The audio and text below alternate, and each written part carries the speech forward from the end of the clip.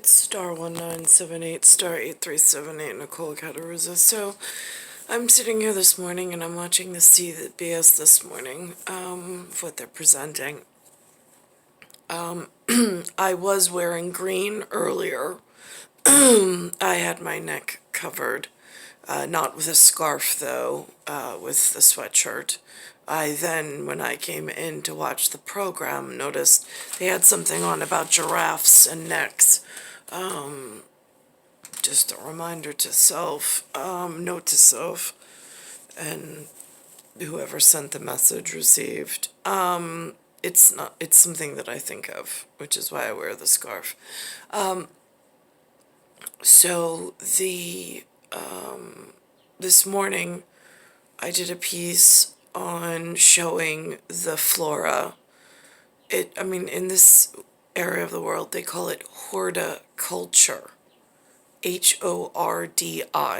Now, in the eye of Horus and the culture and what's been going on with trying to reformate or regentrify or gentrify by itself, and with the condemnation that I currently feel is the state that I'm living in at the moment, by whatever has been going on, by some of the seats I see that have been taken, chairs and so on and so forth, while I haven't been allowed into a level of billing and procedure that I need to be at in order to protect myself and my incarnation. So there's that. In this planned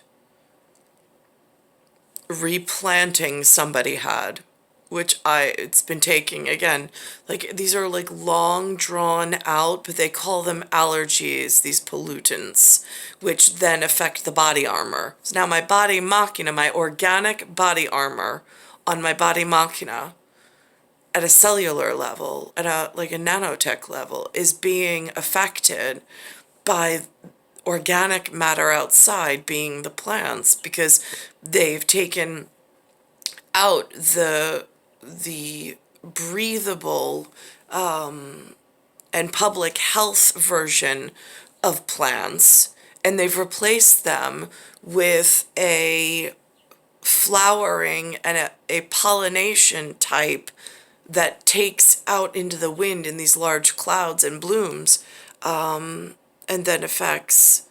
But these are public health concerns. I don't understand why they were allowed to move forth with these things. So there's that, especially and then I'm watching this morning, because of the Jubilee, they have the Queen on, and they're saying things like she's in charge of the English-speaking world. And then I'm listening to, they just had an investigation go on, which I will highlight, with the Louve in Manhattan, with taking on Egyptian artifacts in some cultivated way of antiquities that have been either falsified, or I don't know what they're saying, something about to increase this value, but it creates this ring of deceit and of some money making whatever. And then they mention, because again, I don't have people to discuss this with, so there's some discussion that goes on somewhere in the world, and then they bring it to light on the televised piece of what their conversation, the end result or the product of their conversation was, in how are we ruling over the underclass. Yeah, well, underclass at the moment is pushing back because this is not right. This is not what I was built for. This is not okay to condemn me to some neighborhood where now I'm at effect of, in spiritual terms, if you speak to Eric from World Gym, wherever he is in the world, he could see inner spirit of fight, of dedication, of staring at a spot on the far wall and going into a zone where nothing else existed. I mean, I could feel him next to me, but nothing else existed, and just dedicating myself to detoxifying myself through diaphoresis or whatever, and also trying to like steady pace the breathing and everything. But that was at a time where I had already had the rectus abdominis diastasis fixed.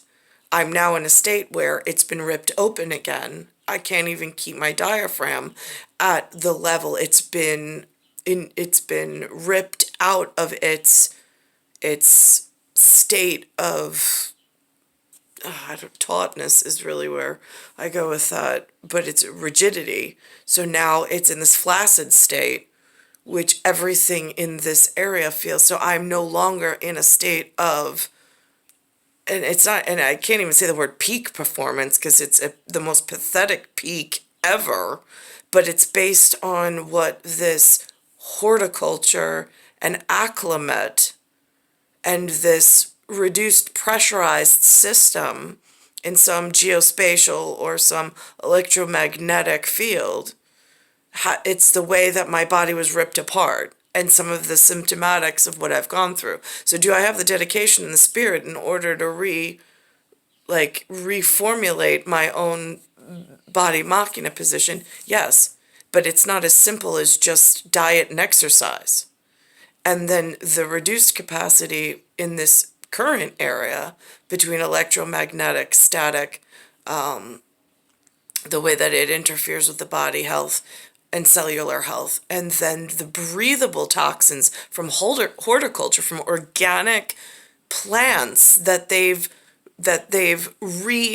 introduced to the area that were not indigenous originally, but have now changed the air chemistry and is plaguing and intoxifying at a whole nother level. I mean, like, these are not simple, like, I mean, I think Navy SEALs in, like, Hell Week in the back of my head every day I wake up. That I live in that story. Like, where are we going? How are we getting there? Why are we deteriorating so quickly? Look around for signs and symptoms. Think back to where you've been through, what's changed, and why are you at effect of all of these things, and who could have possibly intervened, and who could possibly want you dead in this dramatic, long out, like, poisoned and just like it's like a well oiled machine with the machinist perfect screws at one point perfectly, like, tightened, and then all of a sudden somebody went in and over time just turned the screws one little turn at a time, and by fourth decade there's so much play in the density that it's like, again, things tear, like the rectus abdominis diastasis with the diaphragm protruding through in almost like a lapsus kind of a way, and then making the breathing apparatus, now it's misshapen, and now it becomes incredibly difficult to even gain back the ability to breathe at that capacity, on top of which the particulates in the breathable section of the air causes such reaction.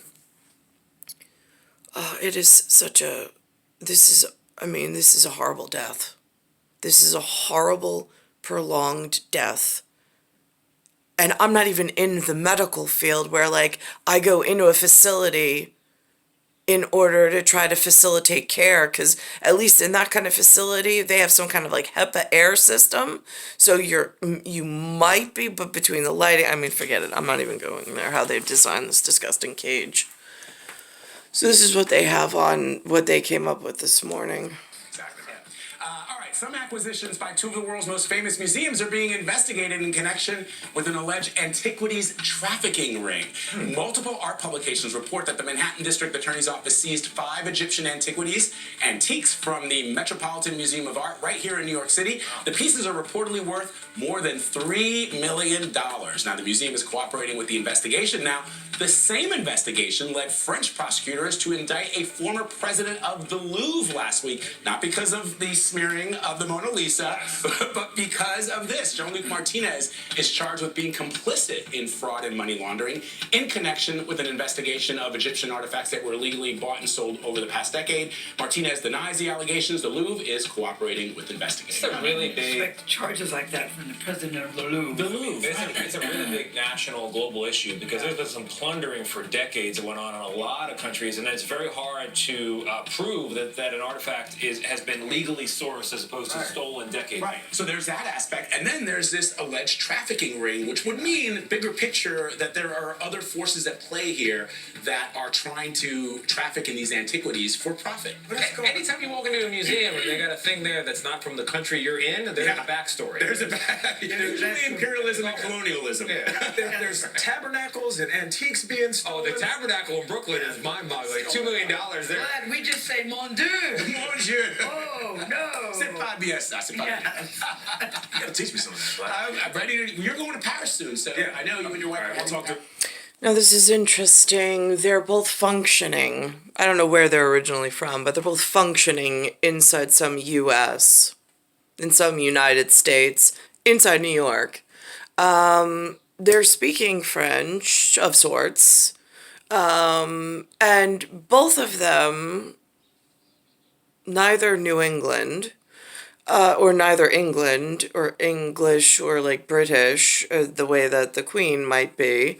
Both of them within this United States system have the ability to travel, to go to Paris, to study their language, to study the language here in English. Why is it that I am withheld from that ability? In mon voir, at se voir. Talk to the commercial break. Appreciate you, man. All right. Coming up, more on the Queen's Jubilee. Royal editor Roya Nika will join us in a bit. The Louvre. And my question also is, does this have to do with this insidious person sitting at the Security Council of the U.S. that I have no idea how she got in there? But she's working for Foreign Service. Inside the U.S., she's working for Foreign Service. And I think that they said her tie-in is Libya. So now I'm just curious. If I'm inside of an English speaking, there is an English speaking queen. There is some US that I'm in. How on earth is the Security Council, with all of this changeover going, with this horticulture, with this toxification and condemnation, why is this woman from Libya in Foreign Service within the United States allowed to conduct herself in New York, no less, while I'm in this degraded state of being? How do I get out of it, since they don't seem to be working for my best interest? They seem to be working in a counterintuitive format.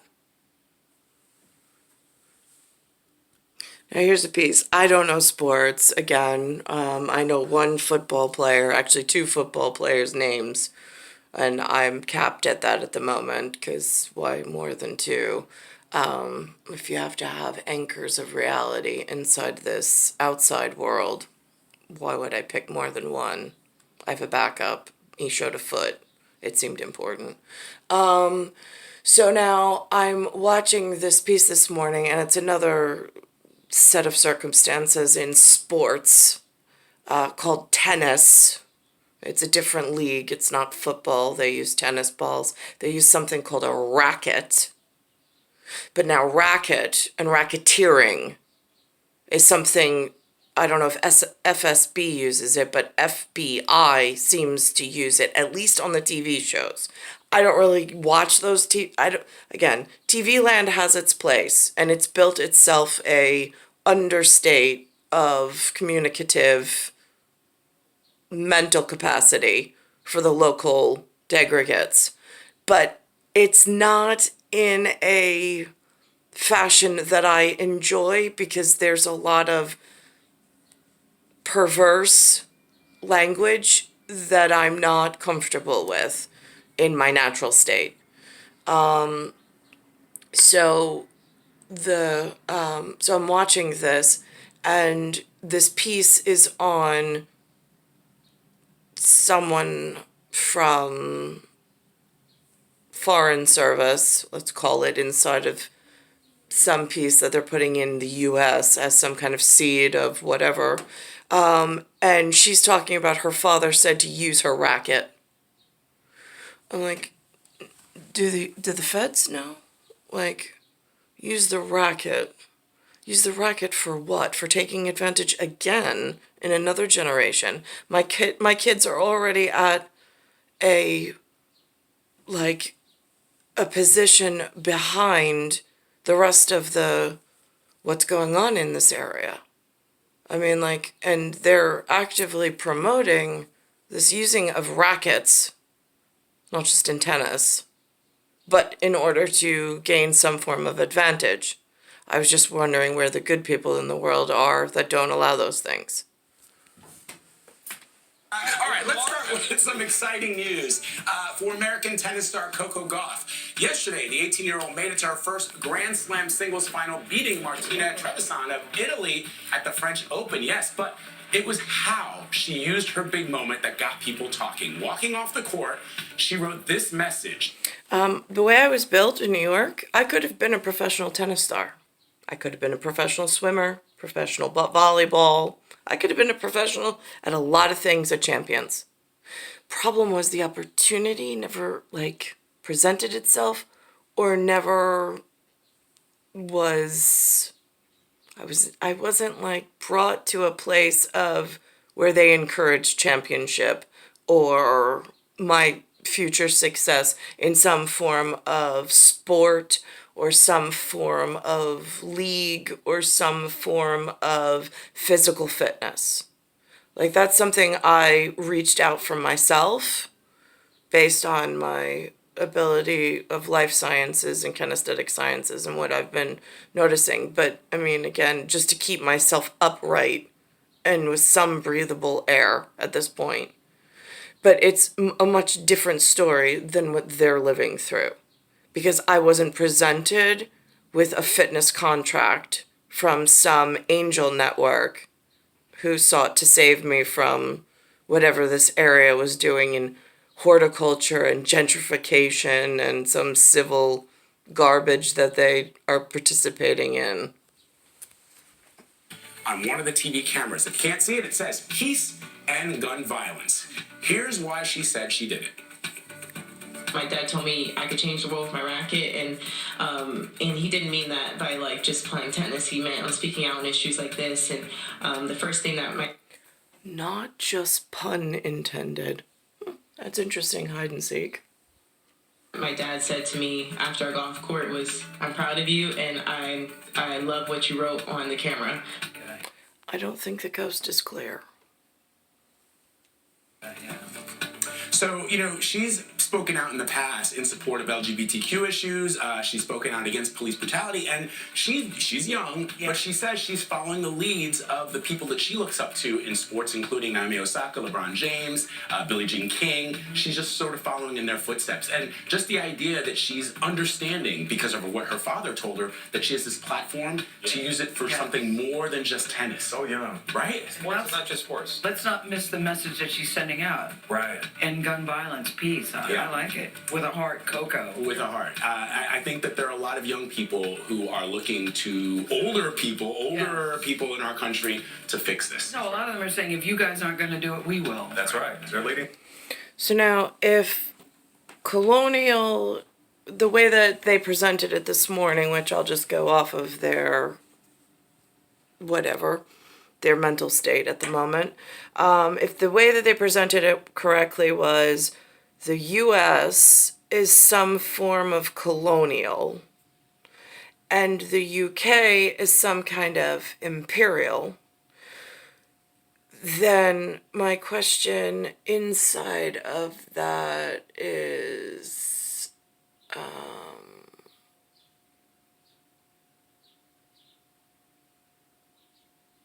you know what, I have to regather my thoughts, hang on. Okay, so I found it. It's gun violence. So if there's this U.S. is some kind of colonial understanding, and where I am in this horticulture in New York, where it's in some degraded state and it's not at a healthy whatever. And now I have a son with me who looks, I mean, like, if you want to talk clones in an alien genetics format, it's what he is, except he carries XY while I'm XX. So I'm at the park with him in the local area, and we're in this New York colonial state where there are countrymen from all over the world that I have no labels for. They're children or descendants are here. I don't know why any of them are here. I don't know where they come from. I just know that my son, even in his class picture, which for whoever has like inside stuff, it's called Irving Simon. I just don't know if it's appropriate to put up the photo of all of the local kids, so I'm not. But my son sticks out like a sore thumb. He looks nothing like any of the other children. There's one, maybe kind of sort of, but in action, if you saw them or had a conversation with them, they're nothing like. By spirit and by way of carrying oneself. So I'm sitting here and I'm thinking to myself about this gun violence, and we've been in the local park where these children from other countries are here, and they have like children's version of assault rifles. They call them Nerf or water guns. Whatever. No comments, no opinions. Where it becomes a problem is when I'm walking through the park as the adult, and these children turn the water gun on me and try squirting me. That's the level of mannerism in the locals. For which I turn around and I say, do not shoot me. Where I come from, that's seen as a sign of aggression, and I don't want to have a problem. And then I walk off.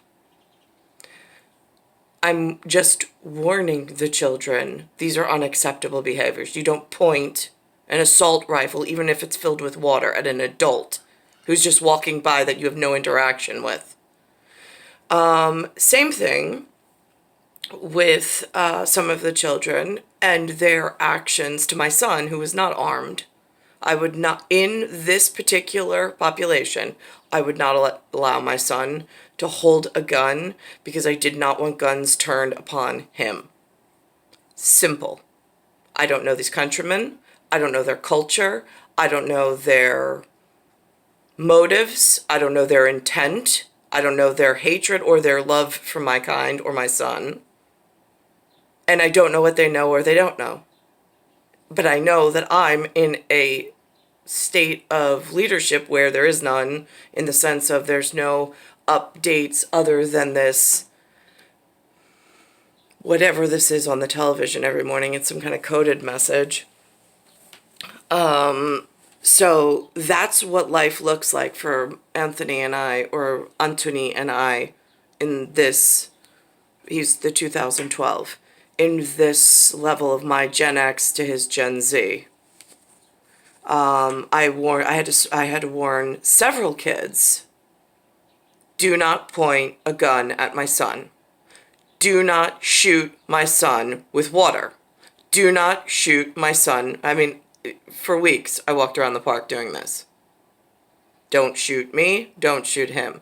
Now, this particular instance does not leave that park scenario, because there may be other scenarios where it would be acceptable for him to hold something in his own self-defense. But at this particular point, with them only being 9, and with other countrymen coming and teaching their children that it's acceptable to point rifles or child-looking assault rifles at my son and shoot while my son is totally unarmed and unprepared is unacceptable. And I made my position known. Now here's the piece on the giraffes, which is why I normally wear a scarf. Turn the music up and hear that sound. Thank you, Jennifer Lopez. Welcome back to CBS Mornings.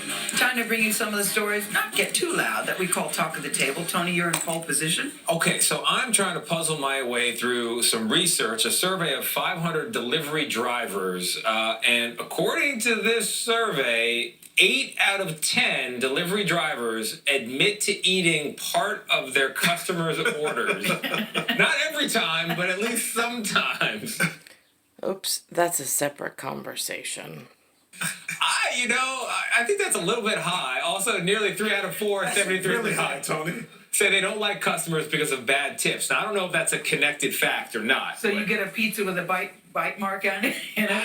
No, but I think there's like fries in there, maybe a little slurp of the drink. But the drink is pretty. That's pretty If you personal. order food and it's not like stapled together, I can almost guarantee somebody took a little bite of your food. I think chips and fries, okay, I can live with it, but I could see myself doing that, picking a fry. I could. Yeah, I'm looking at the crumbs around their mouth when they drop off my food. 8 out of If 10. somebody comes to the door and says this, here you go, Mr. Burroughs.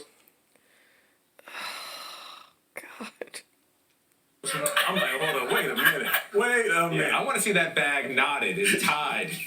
Or maybe people should just be better tippers, guys. Maybe we could do that too. Could be. They're going to take your money in your food bill. All right. So here we go.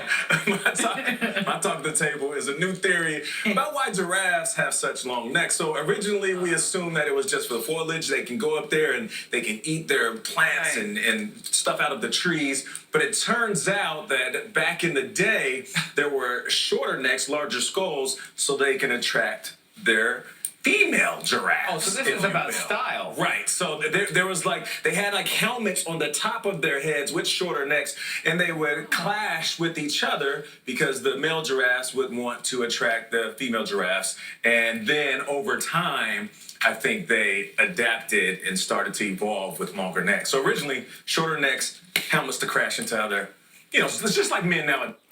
Now is this millionaires club, millionaires, not billionaires, but millionaires club trying to invent some theory to have a toe in the water in some league for conversations that keep continuing that the rest of us have no way of accessing or following if they're not like right in our, if we're not directed exactly to that set location. Nowadays, Yeah. always Wait, trying so to the show longer off. neck is more attractive. The longer neck is more attractive. Exactly. That's exactly. It's always about size, even with giraffes. Oh man! Oh, welcome to 50 Shades of CBS Morning. He ain't wrong. Oh, come on. Size matters. My talk of the table is Queen Elizabeth's Platinum Jubilee and the little boy who stole the show when she came out on the balcony yesterday. You guys know it's true. Twitter has exploded with memes of 4-year-old. Here he is, Prince Louis. So there's a whole thing going on. Which Louis face is yours? He was very expressive on the balcony as he stood right next to his very stoic grandmother. I mean, if you had to pick which one of those expressions is yours, we had them numbered before, 1, 2, 3, 4, 5, 6. But I think all of them are so cute. This is not the first time that we've seen a royal making faces during a ceremony. Louis's brother, that would be Prince George, did it years ago when he was a little boy. Look at him. Look at boy. And his sister Charlotte just stood there smiling, not attracted. I have to say, I don't know the child's name, I know they just said it, but it's kind of how I feel when I have to go out and look at the humans every day. It's like another day wasted on nothing, just waiting to die in this horrific situation. It's star 1978, star 8378. Nicole Cattaruzza. It's Earth, Solar System, Milky Way, Universe, Galaxy is broken. And it's Bayside Station, Bayside, New York, 11361. I also, just real quick before I end the video, found they put on this particular episode. Keep in mind, either one. They put on.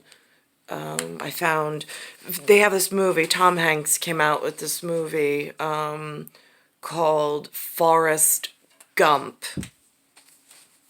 Gump. I found the Bubba Shrimp like the boat operator in real life in my field. They have a mention of him, but I'm not going to. I'll just withhold his name since I know who he is, and he looks just like Les the bottom lip. He looks just like the actor in the movie. And this is on the CBS Mornings E110, which aired Friday, June 3rd, 2022.